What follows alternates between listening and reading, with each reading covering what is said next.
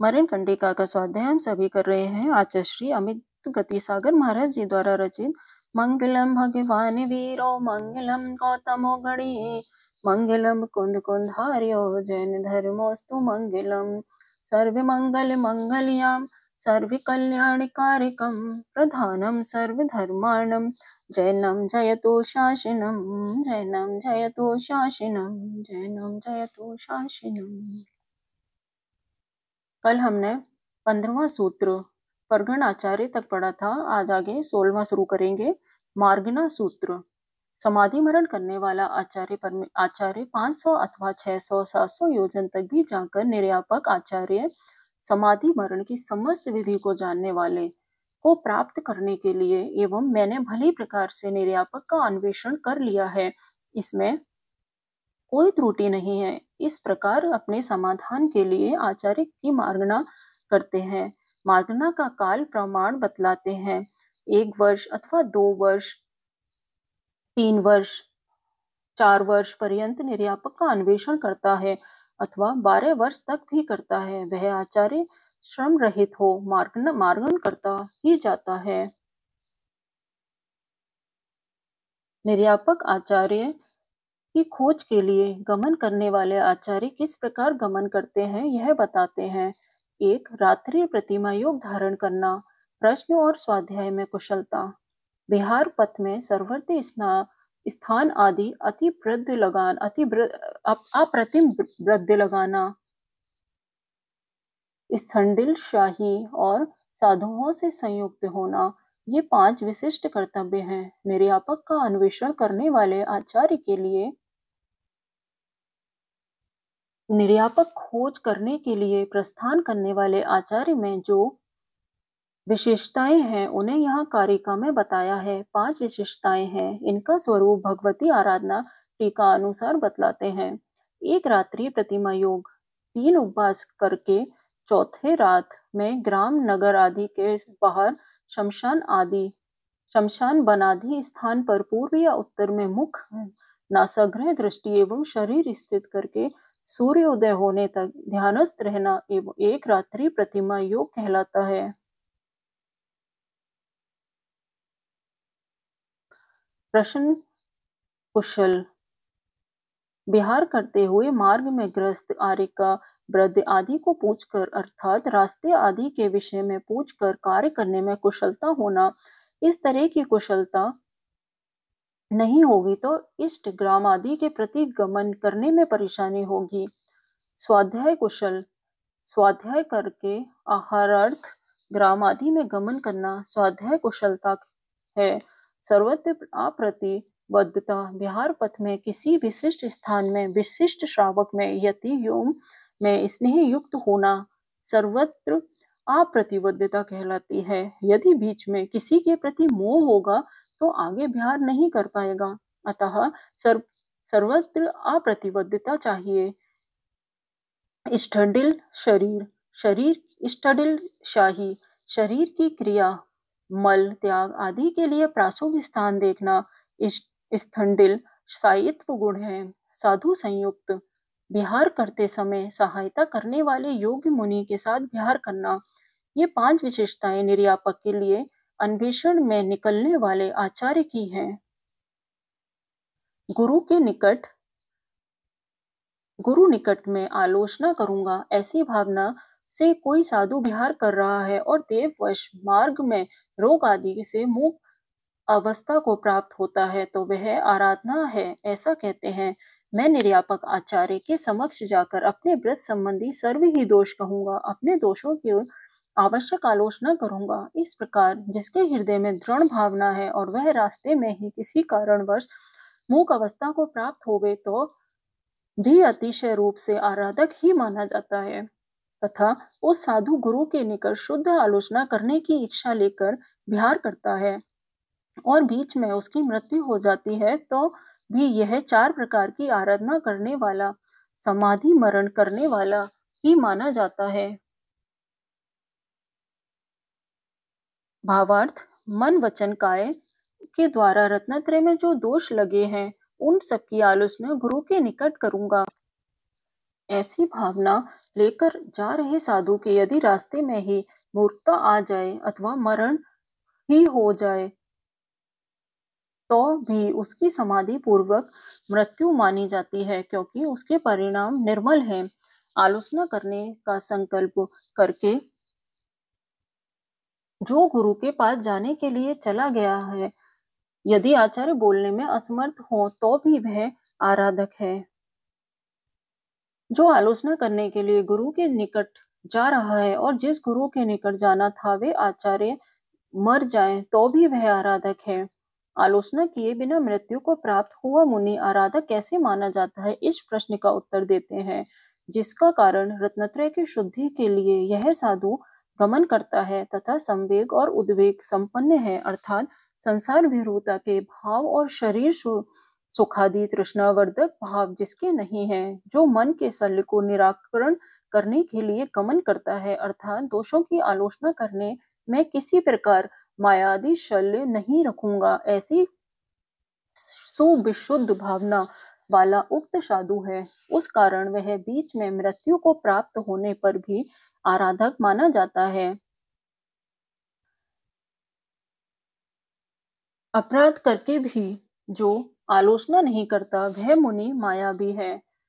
माया शल्य होने से रत्नत्रय में निर्मलता नहीं होती, ऐसा विचार कर शल्य का उद्धार करने का जिसने निश्चय किया है, जिसके मन में संसार से भय उत्पन्न हुआ है, शरीर अपवित्र निस्सार और दुख में है, इंद्रिय सुख तृष्णा अग्नि बढ़ाता है, ऐसा विचार कर उस सुख से जो निवृत्त हुआ है, रत्नत्रय में तीव्र रुचि वाला है, ऐसा मुनि निज अपराध को निवेदन करने के लिए गुरु के निकट जा रहा है। उसके मार्ग में मुक्ता आने पर या मृत्यु आने पर भी उसको आराधना करने वाला ही माना गया है। निर्यापक के अन्वेषण में गमन करने वाले साधु के जो नूतन गुण प्रकट होते हैं उन्हें कहते हैं आचार शास्त्र, जीव जित साहस शास्त्र, कल्प शास्त्रों के गुणों का प्रकाशन होता है। अपनी परिणाम की शुद्धि, संक्लेश का अभाव, मार्दव तथा आर्जव, इन चार गुणों की प्राप्ति निर्यापक की खोज से निकले हुए साधु को होती है। विशेषार्थ आचार शास्त्र, जित शास्त्र और कल्प शास्त्र ये निरतिचार रत्नत्रय का स्वरूप बतलाते हैं। निर्यापक की अन्वेषक इन रत्नत्रयों की निर्मलता के लिए अवश्य प्रयत्न करता है, अतः इन शास्त्रोक्त आचरणों का प्रगटीकरण होता है, आत्मा की शुद्धि होती है, संक्लेश परिणाम नष्ट होते हैं अथवा विहार करना क्लेशदायक है, ऐसा समझेगा तो गुरु के अन्वेषण के लिए कष्ट क्यों सहेगा।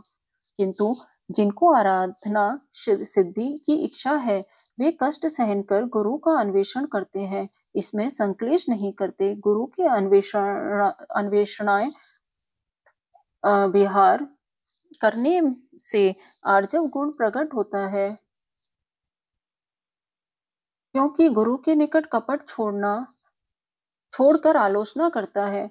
पराये संग में जाने से अभिमान का परिहार होता है, इससे मार्दव भाव जगता है। इस तरह परगण में जाने वाले मुनि को ये गुण अनायास ही प्राप्त हो जाते हैं। जब निर्यापक का अन्वेषक किसी एक संघ में प्रवेश करता है तब आते हुए उस साधु को देखकर शीघ्र ही सब संयत जन उठकर जिनदेव को आज्ञा पालन, वात्सल्य और प्रणाम हेतु खड़े हो जाते हैं। भावार्थ, अतिथि मुनि को आता हुआ देखकर परगणस्थ यति सहसा खड़े हो जाते हैं। खड़े हो जाने से जिनाज्ञा का पालन होता है, आगत मुनि की स्वीकृति हो जाती है और उनके प्रति वात्सल्य प्रकट होता है। आगत मुनि का आचरण भी इस उपाय से जाना जाता है, इसलिए आगत मुनि को देखकर शीघ्र खड़े होना चाहिए। वास्तव्य मुनि और अंगतुक मुनि एक दूसरे की क्रियाओं चारित्र का बोध होने के लिए विविध प्रतिलेखनों द्वारा अच्छे तरह से परस्पर में परीक्षा करते हैं। विशेषार्थ अंगतुक मुनि और वास्तव्य मुनि परस्पर का आचरण देखते हैं। वास्तव्य मुनि परीक्षा करते हैं कि यह आया हुआ साधु समितियों का पालन करता है या नहीं। 6 आवश्यक क्रियाएं यथा समय होती हैं, समय या असमय होती हैं। आचार्यों में उपयोग में मतभेद हुआ करता है, उसका परिज्ञान करने हेतु अन्योन्य की परीक्षा करते हैं। आगत मुनि अपने साथ रहने योग्य है अथवा नहीं, यह जानने के लिए भी परीक्षा करते हैं। 6 आवश्यक क्रिया वास्तव्य मुनियों में है या नहीं, आगत मुनि में है या नहीं, वस्तुओं को रखना और उठाना देखभाल पूर्वक है या नहीं, स्वाध्याय में तत्परता, कमंडलू आदि का शोधन, वार्तालाप, विहार और आहार, इन सब विषयों में वे दोनों परस्पर का निरीक्षण करते हैं। संबर और निर्जरा के लिए मुनिजन सामायिक वंदना, स्तव, प्रतिक्रमण, प्रत्याख्यान और कायसर्ग, इन 6 आवश्यकों को करते हैं। अवश्य करने योग्य होने से आवश्यक नाम वाले हैं। आगत मुनि यह देखकर कि वास्तव्य मुनि सामायिक आदि को शास्त्रोक्त विधि से करते हैं अथवा नहीं, एवं वास्तव्य मुनि आगत मुनि की उक्त क्रियाओं का निरीक्षण करते हैं कि यह केवल द्रव्य सामायिक आवृत भक्ति पाठ आदि ही करता है, या भाव सामायिक राग द्वेष के त्याग रूप शुद्ध भाव वाली सामायिक करता है।